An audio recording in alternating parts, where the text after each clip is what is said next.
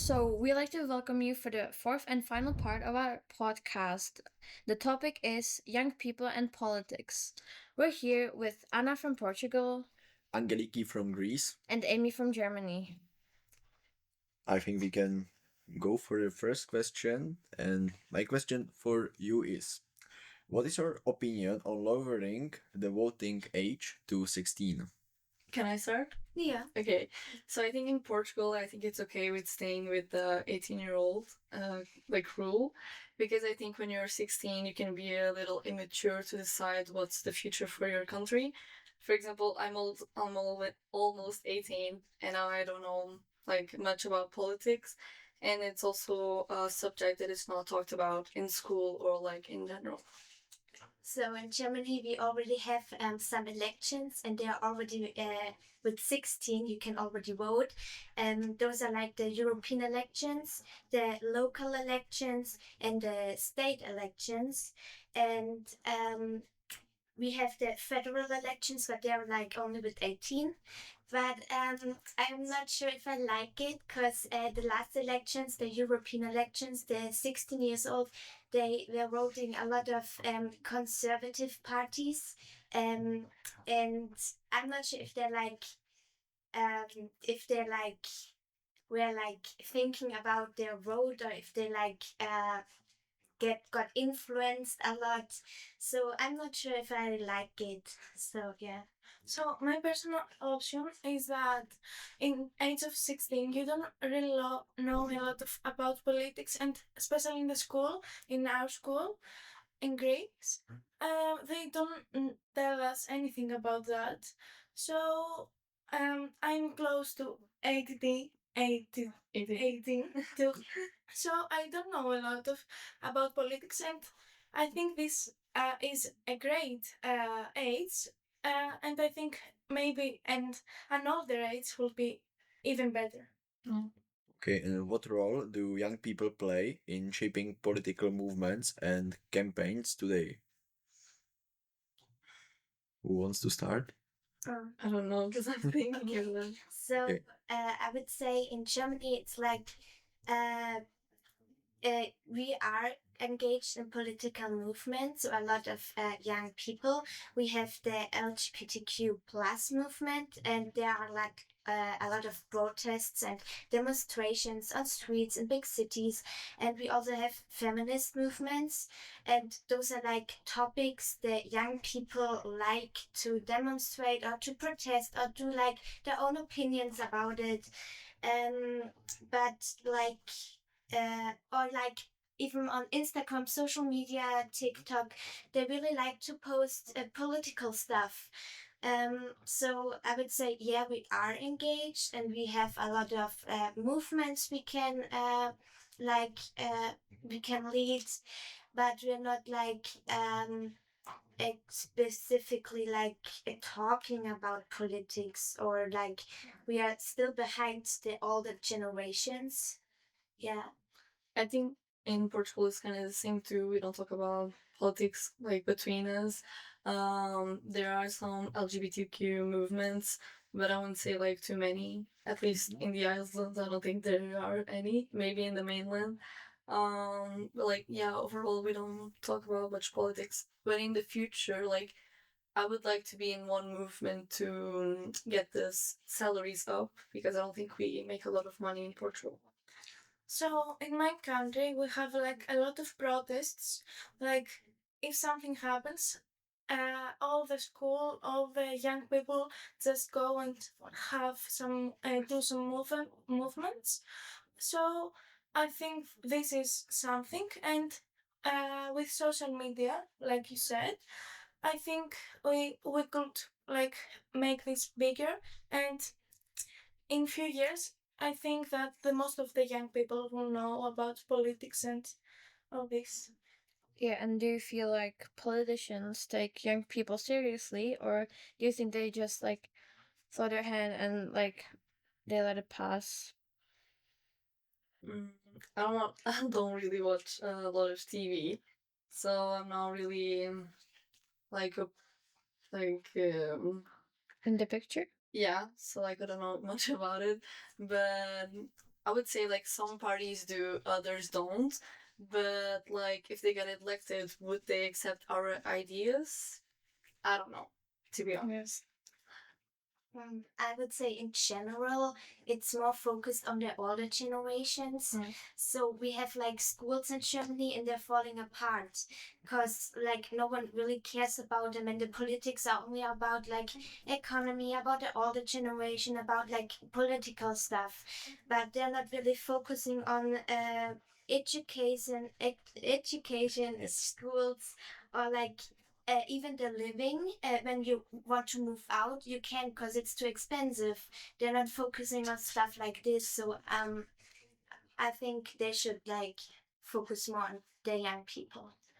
I think that parties trying to engage them, but for young people they are like distant and outdated. So it is hard for them to be in the same like space. So I think that they try to be close with them, but with not the right, you know, Right way? yes. Yeah.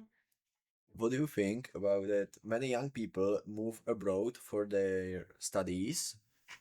And is this common in your country? And why is it Can I common, start? if it is? Yeah. So in my country, in Greece, a lot of people move away for studies, and this is because the environment about politics, and especially in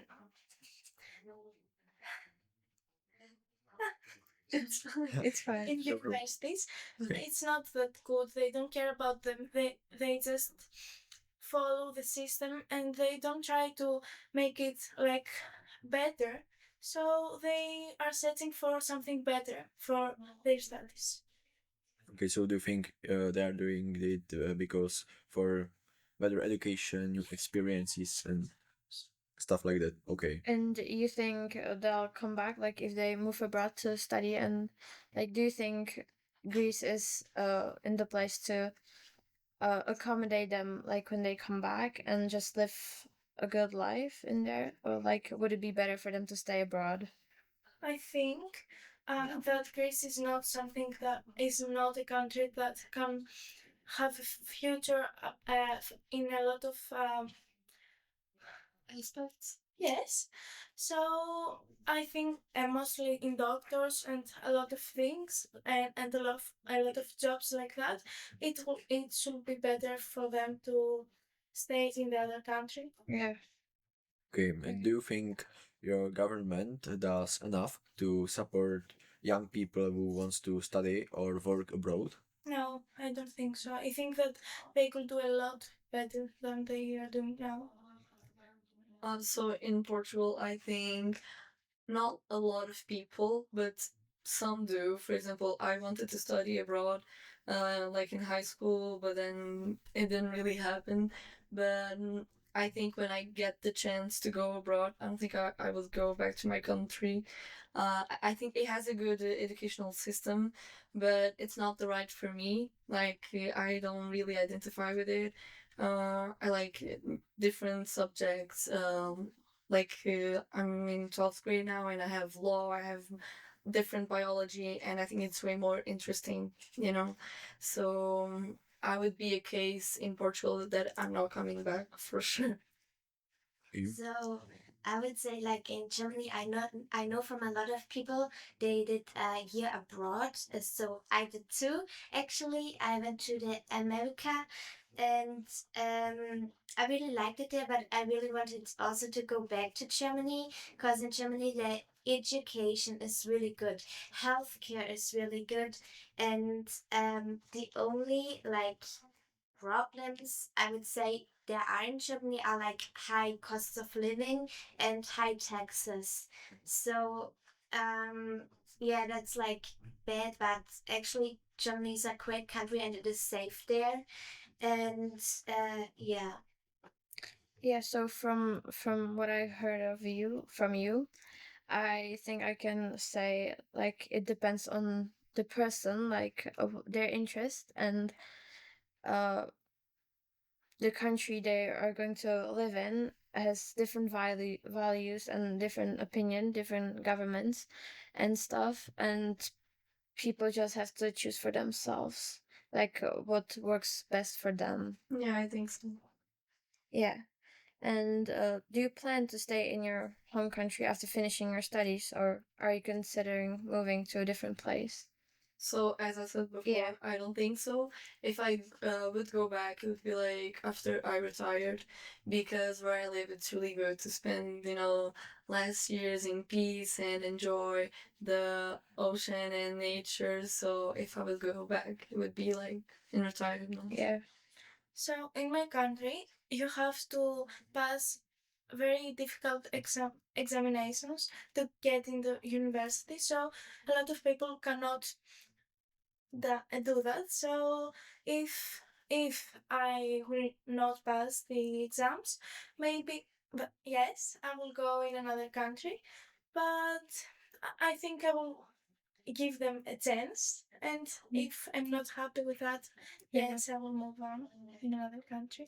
So I want to do like my education in Germany because it's like really good, and then I gonna think about going to another country because I'm really interested about seeing the world and living in other countries and experience a lot. So I'm probably going to go to another country, but not staying there forever. So I wanna move back to Germany. And can you say which country are you Uh, looking for? like really interested in the Asian countries right now, and also in England, and yeah, I don't know which country yet, but yeah, I'm interested. And that's a wrap for today's episode. We've heard some fascinating insights from our guests, and it's clear that young people across Europe have a lot to say about politics and, of course, the future. Whether it's voter participation, political scandals, or the role of social media, one thing is certain: our generation is paying attention. Before we go, we want to thank you, amazing guest, for sharing their thoughts and experiences. And of course, a huge thank you to you, our listeners, of tuning in. If you enjoyed this episode, don't forget to follow us for more discussions on politics, society, and everything in between. Until next time, stay curious Stay engaged and keep the conversation going.